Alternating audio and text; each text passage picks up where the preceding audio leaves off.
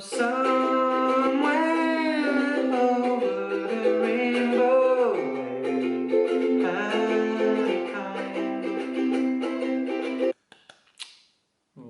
Voilà.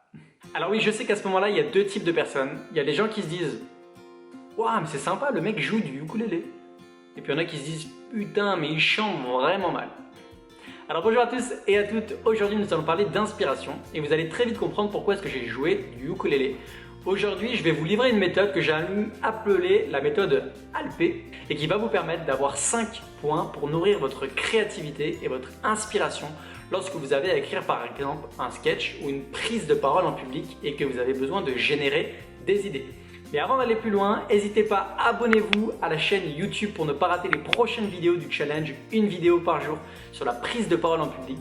N'hésitez pas à commenter aussi sous la vidéo, ça vous permettra peut-être à la fin du challenge des 30 jours d'être tiré au sort et de remporter une carte cadeau pour une grande enseigne commerciale et allez vous faire plaisir en cette fin d'année. Alors on passe au premier élément de la méthode, c'est le A. Le A c'est avant.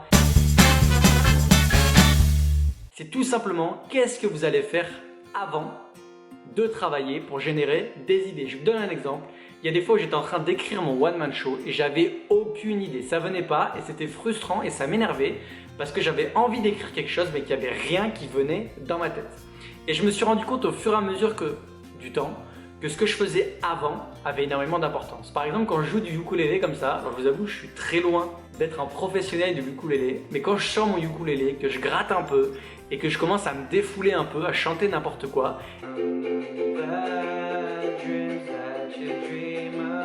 et ben ça me libère l'esprit et ça me permet ensuite d'être plus créatif et de bosser plus efficacement. Et je vous invite vous aussi à vous demander qu'est-ce que vous pourriez faire avant et qui vous mettrait dans un bon état d'être enthousiaste, d'être créatif pour ensuite travailler efficacement.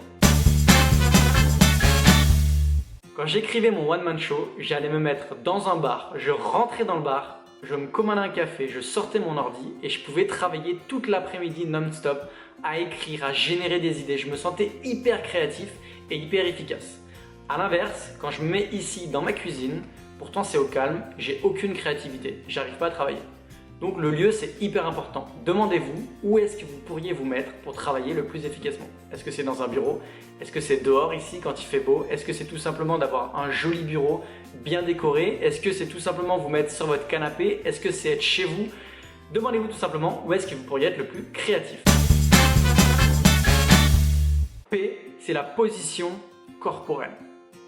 Il y en a qui sont hyper créatifs quand ils sont couchés, vous savez, couchés comme ça, avachis sur son lit, vous savez, à regarder un peu au-dessus, il y a les idées qui viennent. Tout le monde a chacun sa manière de générer des idées, mais la position c'est hyper important. Moi, où je suis le mieux, c'est quand je suis assis à un bureau. Mais voilà, je vous demande vous aussi de trouver quelle est la position corporelle qui vous correspond le mieux.